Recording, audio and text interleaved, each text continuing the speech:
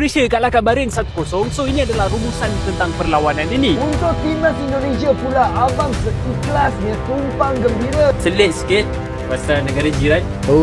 Diorang dah selangkah ke Piala Dunia. Aku rasa Kemenangan Indonesia atas Bahrain membuat Malaysia terkejut. Dengan tambahan 3 poin, Indonesia kini mengoleksi 9 poin, menjadi rekor terbesar di Asia Tenggara, mengungguli Thailand yang hanya meraih 1 poin dan Vietnam dengan 4 poin. Media Malaysia pun menyoroti peran besar pemain keturunan Belanda yang sukses membawa kekuatan baru bagi timnas Garuda.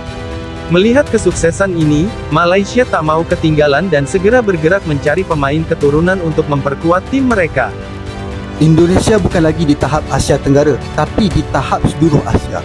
Dari 8 perlawanan, hanya 3 kali sahaja kalah dan selebihnya seri dan menang. Ini satu pencapaian yang sangat luar biasa oleh sebuah pasukan dari Asia Tenggara yang sering dipandang rendah selama ini. Kebangkitan Indonesia ni sememangnya beri kesan besar pada pasukan lainnya di Asia Tenggara. Hari ini, semua negara berpusu-pusu mendapatkan pemain warisan dan naturalisasi kan. Negara-negara Arab dan Asia lainnya juga dah tak lihat pasukan di Asia Tenggara ni sebagai pasukan lemah dan lubuk gol. Sebaliknya, ancaman ke atas mereka. Kalau Indonesia masuk ke Piala Dunia, saya yakin pasukan lain di Asia Tenggara ni akan jadi lebih kuat. Sebab mereka juga nak ikut jejak yang sama. Dan kelak, anda akan lihat negara-negara Asia Tenggara bakal takluki Sukan Bola Sepak Asia. Saya yakin perkara ini akan berlaku, tetapi syaratnya Indonesia wajib masuk ke Piala Dunia. Untuk timnas Indonesia pula, abang seikhlasnya tumpang gembira. Buat tahu betapa pentingnya game lawan Bahrain ini untuk meneruskan impian ke Piala Dunia. Lini defense bagus hari ini dan kombinasi gelandang Tom Hayes serta Joey Pelupesi berjaya mengawal kawasan tengah. Combo serangan Oxford United oleh Romani dan Marcelino sangat berkesan. Sepatutnya boleh menjaringkan 2 gol lagi guys. Tapi cukuplah, janji malam ni kita semua tidur dengan nyenyak. Untuk timnas Indonesia kalahkan Bahrain 1-0. So ini adalah rumusan tentang perlawanan ini. Untuk perlawanan ini, corak pemain Indonesia nampak lebih bagus tau, terutamanya dari segi serangan dan juga diorang punya defensif. Game sebelum ni waktu diorang kalah dengan Australia, diorang punya defensif sangat teruk, tapi untuk game ni sangat-sangat bagus. Apa lagi saya nak cakap dekat bahagian defense, kalau korang perasan, Rizky Ridho dengan lagi seorang pemain dah macam Rafael Varane dan juga Sergio Ramos sangat-sangat bagus. Walaupun ramai player Indonesia perform dalam perlawanan ini, player yang patut diberi highlight adalah Rizky Ridho. Kalau dia tak melakukan save, confirm dah seri satu sama. Indonesia next game kalau diorang menang, ada peluang cerah untuk masuk ke dalam World Cup. So apa pendapat korang? Indonesia boleh masuk World Cup ataupun tak? Selit sikit pasal negara jiran.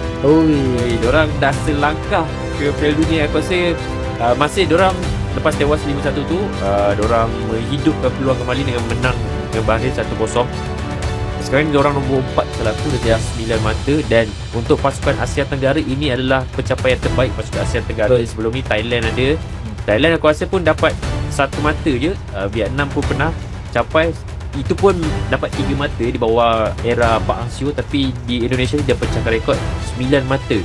So aku tak sebab game dia sama, kadang-kadang tengok sebab game tu waktu sama kan. So aku buka tengok sikit, tapi walaupun divarisi pemain-pemain Belanda, walaupun pemain coach Bahrain tu kata kamu ada 300 juta rakyat kamu, tapi kamu pemain dipanggil pemain Belanda. Tapi different style gameplay daripada Indonesia sebenarnya. Dan aku paling puji oleh Romani, dia what player untuk macam mana kau macam mana dia pemain warisan ni. Untuk kau, adakah Vietnam, kau rasa Indonesia mampu kejar slot ke dunia sebagai kawan jiran? Komen aku lah, untuk pasukan Indonesia ini peluang terbaik diorang lah. Dengan apa pemain pengumpulan pemain-pemain warisan yang aku rasa antara yang terbaik Indonesia pernah ada. Ini peluang terbaik diorang untuk layak ke Piala Dunia secara merit lah. Pildun.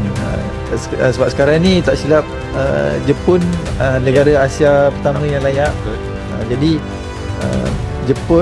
Indonesia sekurang-kurangnya kalau tak layak secara merit, dia main ke playoff kan. Jadi itu yang mereka kejar, dan ini memang terbaik lah. Harapnya Indonesia menggunakan peluang ni sebaik-baiknya. Sebab just nak cakap kan, aku cukup suka dengan progres Indonesia. Aku cukup suka. Entah kenapa. Sebab ini adalah bukti bahawa kalau kita kekal berprinsip, tak kisah pemain apa yang keluar masuk, pemain Tapi mana ada keluar satu masuk, blueprint yang- tapi kita kekal berprinsip. Walaupun kekal berprinsip itu boleh melihat kita tewas 5-0 di Iraq pada bulan November ke Januari, sebelum Piala Asia. Boleh, waktu tu semua dah nak kecoh dah. Indonesia kalah 5-0. Walaupun boleh lihat kita kalah satu, tapi at the end of the day hang akan dapat hasil macam ni. Kekal berprinsip. World Cup expanded lah. Indonesia bahaya juga ni kalau mungkin ke World Cup ni. Bagaimana menurut kalian tentang sorotan media Malaysia terhadap kemenangan timnas Indonesia atas Bahrain? Apakah mereka memberikan apresiasi atau justru ada nada sinis dalam pemberitaannya? Tulis pendapat kalian di kolom komentar.